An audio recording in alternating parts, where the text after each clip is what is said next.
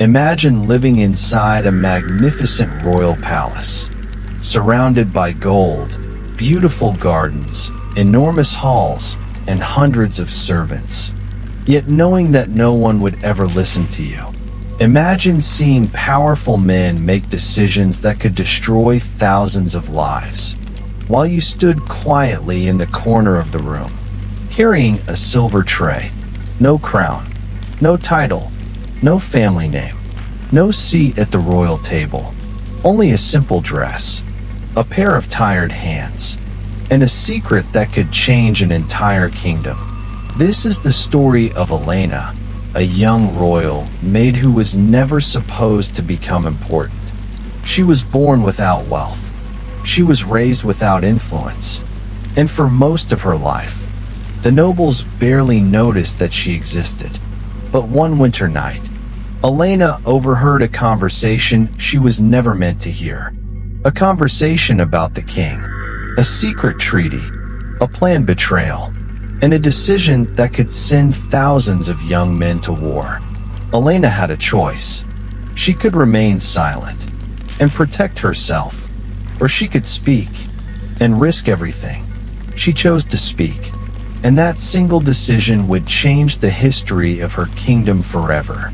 So tonight, let us return to a forgotten medieval kingdom, to a palace filled with whispers, and follow the quiet footsteps of the royal maid who changed history. Chapter 1. The Girl Without a Title. Long before anyone remembered her name, Elena was simply a village girl. She was born in a small farming village several days' journey from the royal capital. Her father worked in the fields. Her mother made clothing for local families. Their house was small. The roof leaked during heavy rain. The windows were covered with wooden shutters. And during winter, the family often gathered around a single fire to stay warm. Elena was the oldest of 3 children. From a young age, she learned that life was not generous. She helped her mother carry water. She gathered firewood. She looked after her younger brothers. And when there was not enough food, she quietly gave them the larger portion. Her mother often told her that kindness was a form of strength. Elena did not understand that lesson at first.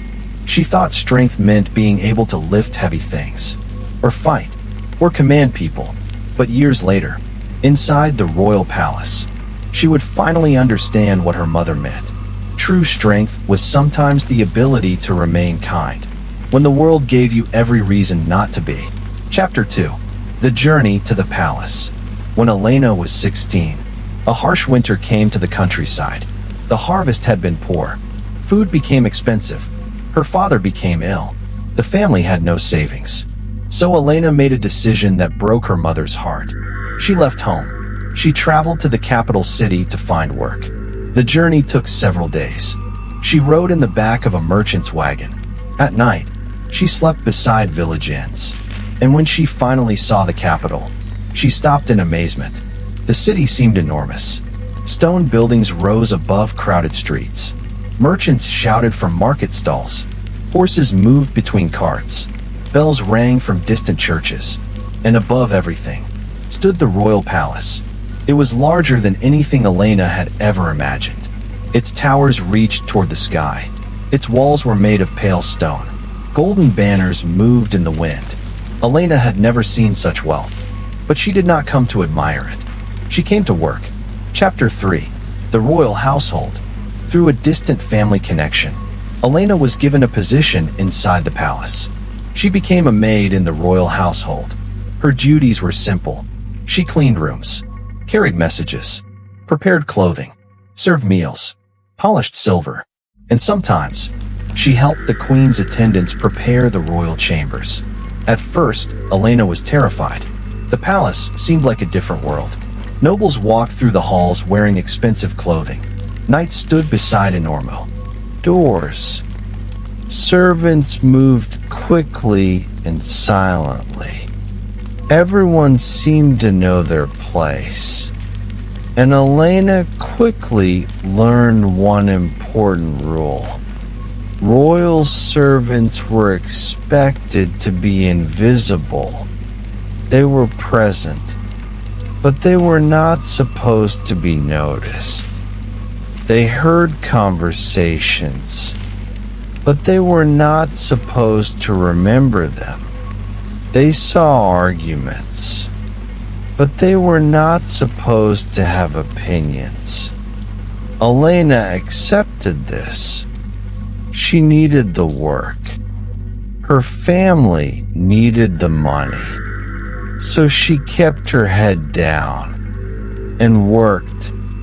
Chapter 4. The Queen. The person Elena admired most in the palace was Queen Adelaide. The Queen was not loud. She did not demand attention. Instead, she listened. When servants became sick, she noticed.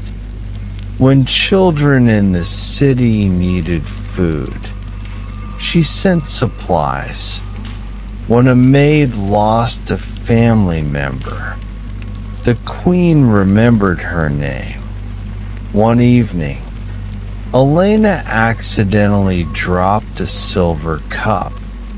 It fell onto the stone floor. The sound echoed through the dining hall. Elena froze. She expected punishment. Instead, Queen Adelaide simply looked at her. "Are you hurt?" Elena shook her head. "No, Your Majesty." "Then pick it up." That was all. From that day onward, Elena quietly admired her. She realized the Queen was different from many of the nobles. The Queen understood something simple. A person's position did not determine their value. Chapter 5. The Things Servants Heard. Working in a palace taught Elena something unexpected. Servants heard everything.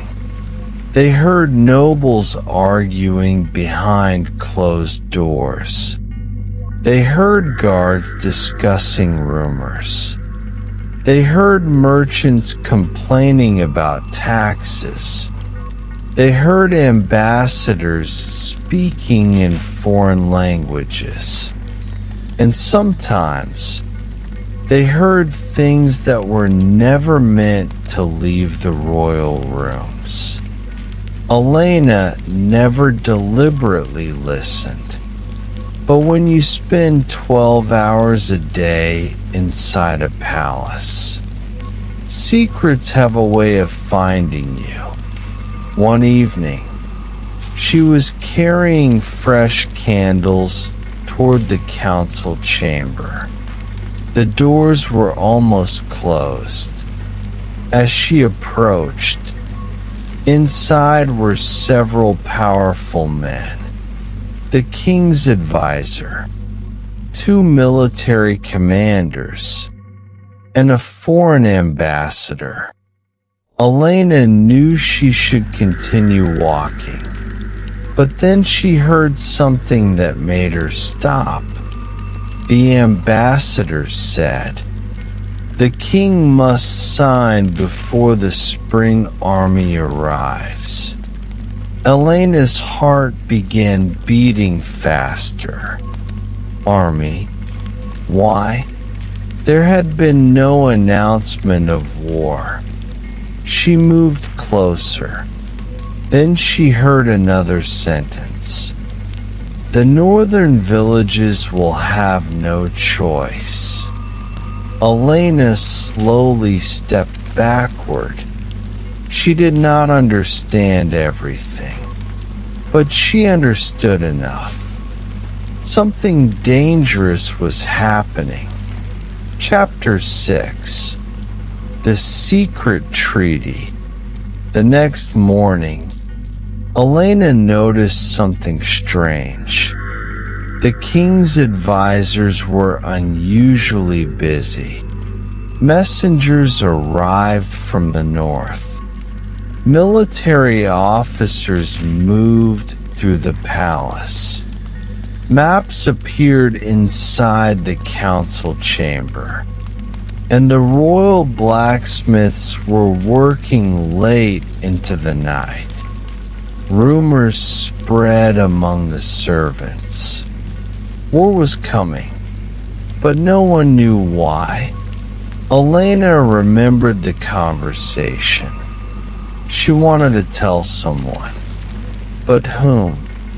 She was only a maid. Who would believe her? Then she remembered Queen Adelaide. The queen had always listened, so Elena decided to tell her. Chapter 7. The Queen Listens. That evening, Elena found the queen in the winter garden. Snow covered the stone paths. The queen was sitting beside a small fountain. Elena approached carefully. "Your Majesty." The queen looked up. "Yes." Elena hesitated. She almost walked away. Then she remembered her mother. Kindness was a form of strength. So she spoke. "I heard something." The queen's expression changed. "What did you hear?" Elena explained. She told the queen about the council chamber, the foreign ambassador, the army, the northern villages, and the treaty. The queen listened without interrupting. When Elena finished, there was a long silence. Then the queen asked, "Who else knows?" "I don't know." The queen stood. "Neither do I." And for the first, Chapter 8. The Northern Villages. The Northern Territories were not wealthy. They were farming communities, small villages surrounded by mountains. Their people lived simple lives. They grew wheat, raised sheep, collected wood, and paid taxes to the crown. The secret treaty would change everything. Under its terms, the northern villages would be transferred to a neighboring lord. Their people would lose their homes. Their land would be seized, and the king's army would be ordered to enforce the agreement. Thousands could be displaced. Some might resist, and if they resisted, there would be war. The queen understood immediately. This was not simply politics. It was a disaster waiting to happen. Chapter 9. The King's Advisor. At the center of the secret agreement was the king's chief advisor, Lord Marcus. He had served the king for many years. He was intelligent, educated, calm, and extremely powerful. Most people trusted him, but Queen Adelaide did not. She had suspected for months that Lord Marcus was secretly working with the Northern Lord. The treaty would make both men extremely wealthy. The king would be told that the agreement was necessary for peace, but the real purpose was control. The queen needed proof, and Elena had brought her the first clue. Chapter 10. The Hidden Room. The queen instructed Elena to remain silent. She also asked her to remember everything she heard. Over the next few days, Elena noticed small details. A messenger who visited Lord Marcus late at night. A sealed letter carried into the council chamber. A military map hidden beneath a cloak. And one evening, she saw Lord Marcus enter a room that servants were forbidden to enter. Elena had cleaned that hallway many times. She knew there was a second door behind a tapestry. She had never seen anyone use it. Until that night, curiosity overcame fear. She waited, then followed. Behind the tapestry was a narrow passage. Elena stepped out. She simply memorized what she could. Then she heard footsteps. Someone was coming. Elena ran. Chapter 11. The Choice. Elena returned to the queen. She told her everything. The queen realized the danger was much greater than she had imagined. But there was a problem. They still had no proof strong enough to accuse Lord Marcus.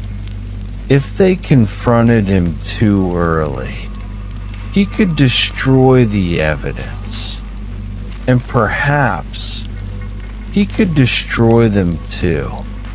The queen asked Elena a difficult question. Would you help me? Elena was frightened.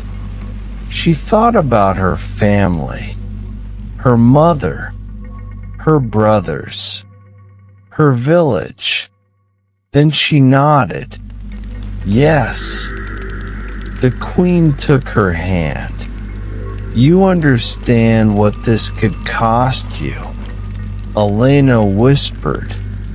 Yes. The queen looked into her eyes.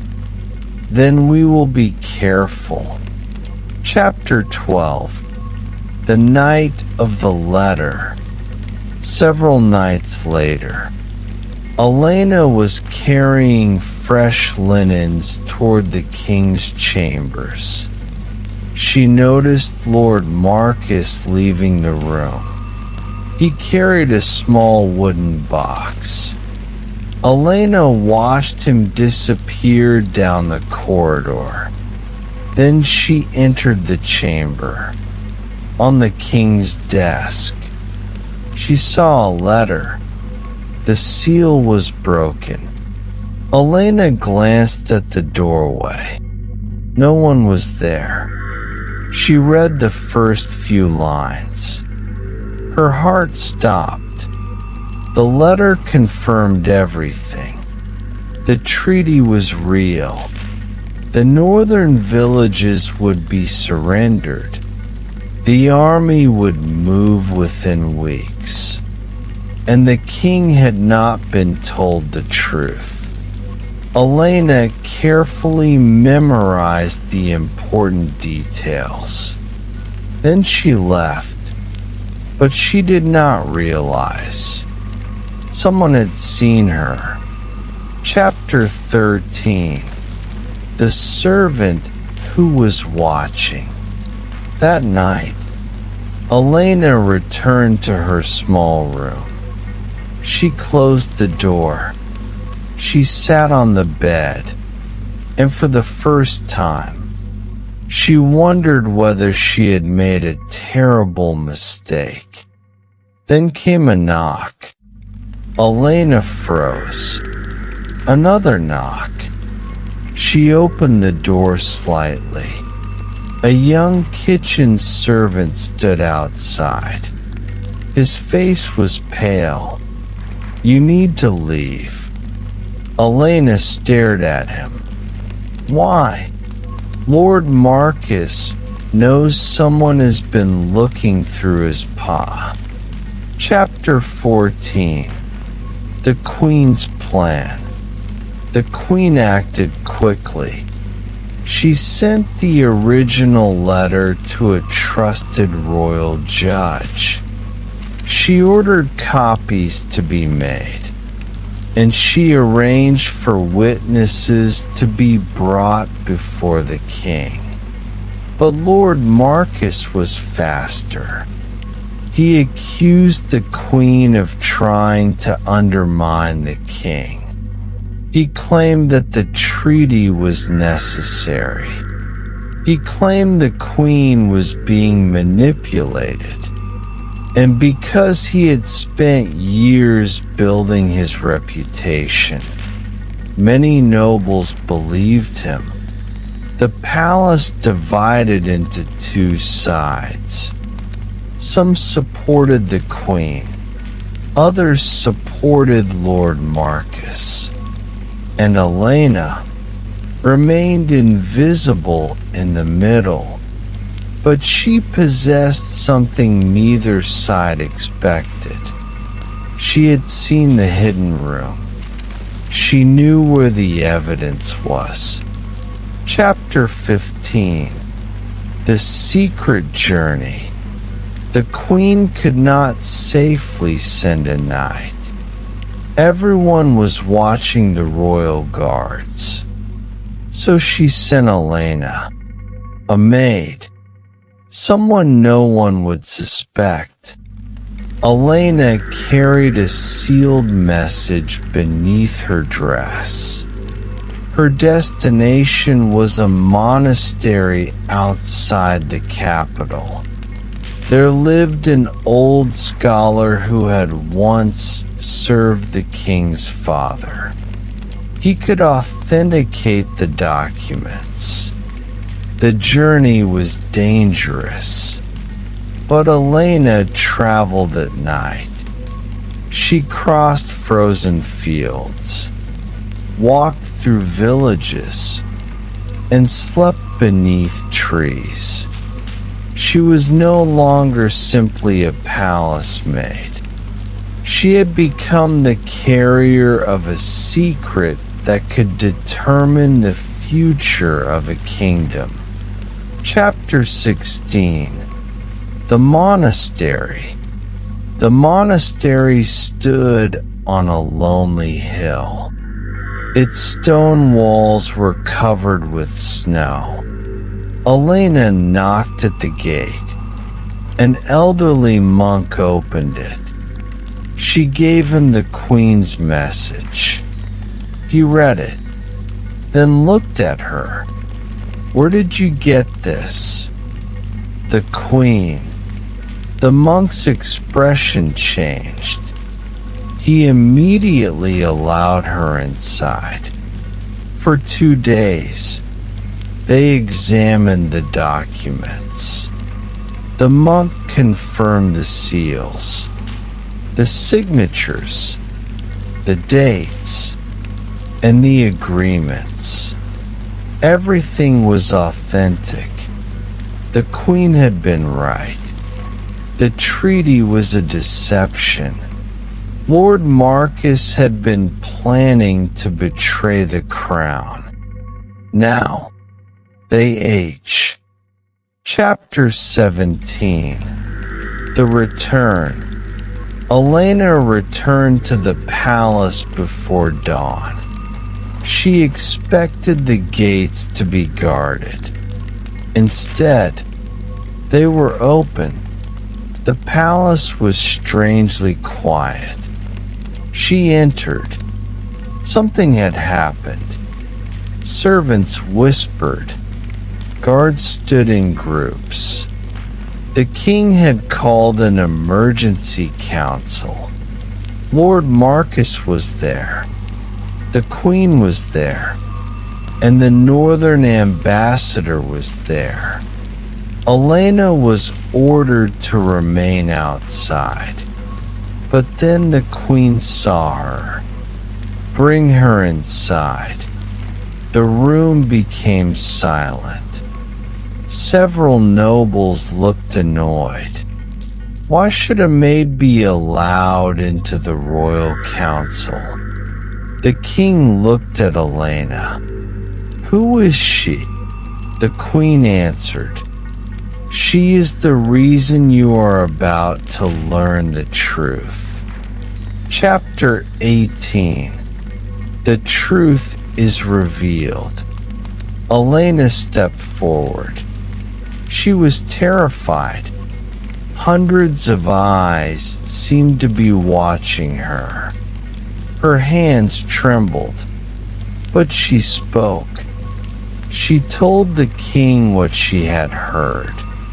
Then she described the hidden room, then the documents, then the letter.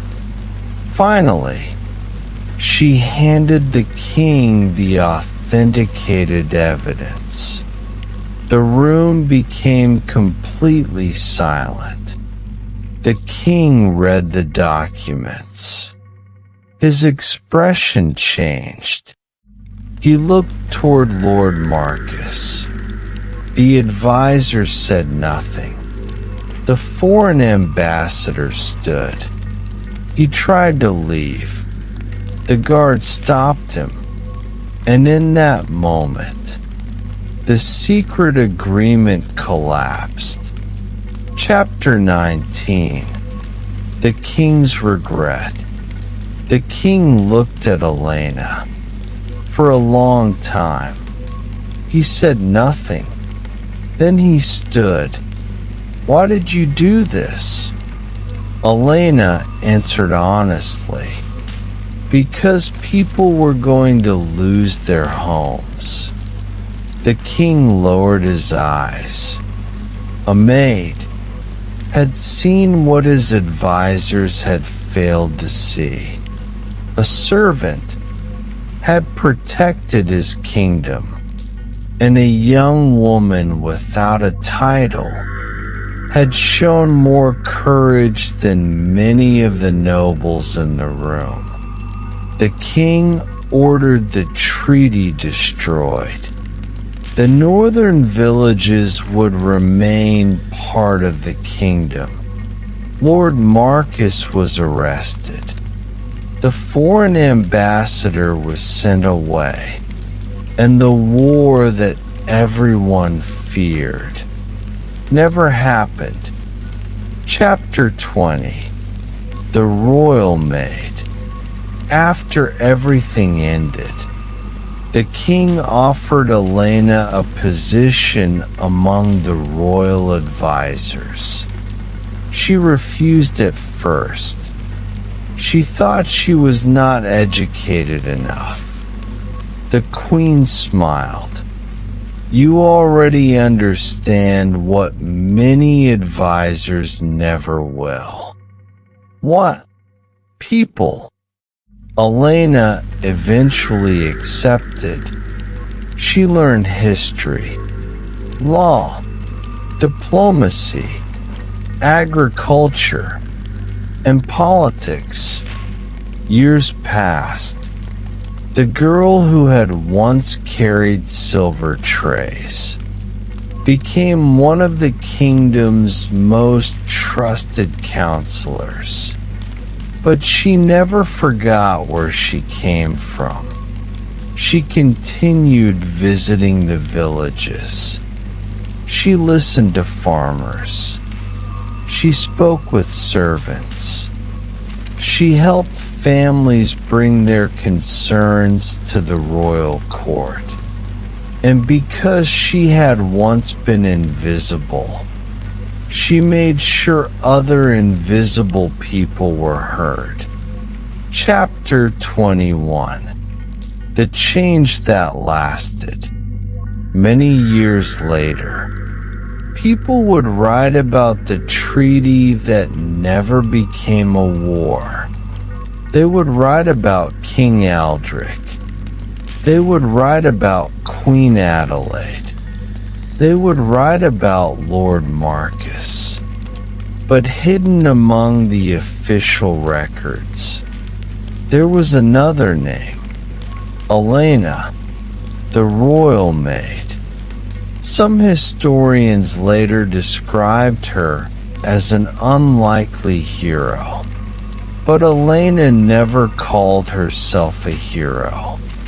Whenever someone praised her, she simply said, "I heard something wrong, and I decided not to ignore it." That was all.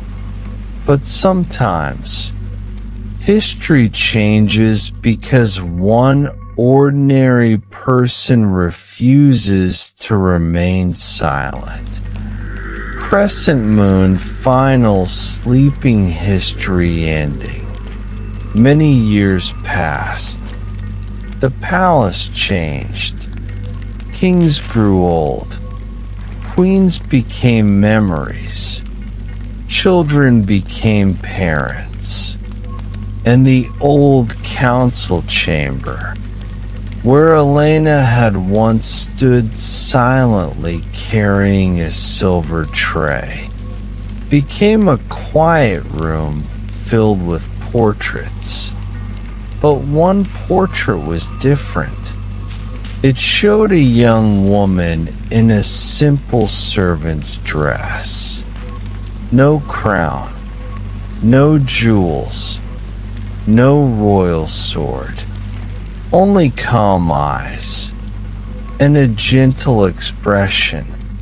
Beneath the portrait were a few simple words.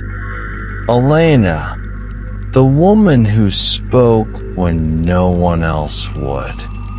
And perhaps that was the greatest lesson of her life. You do not need a crown to change history.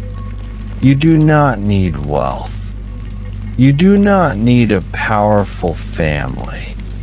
Sometimes, all you need is the courage to speak when silence would be easier.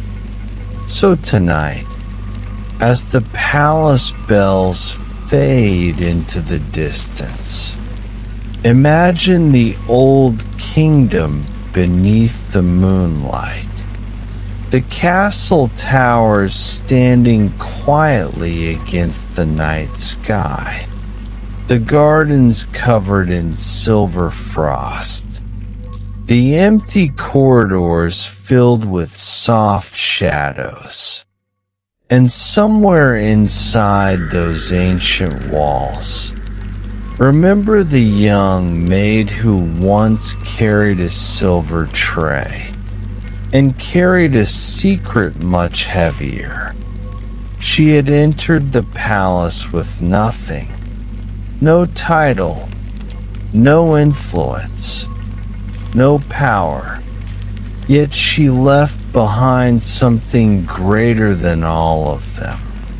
A story, a reminder, and a changed kingdom. And as the night grows quieter, the palace sleeps, the villages sleep, the northern hills sleep, and the story of the royal maid slowly becomes a whisper in the pages of history. A whisper that says, even the quietest voice can change the world. Good night, and let the old kingdom rest beneath the moonlight. Crescent Moon Crown,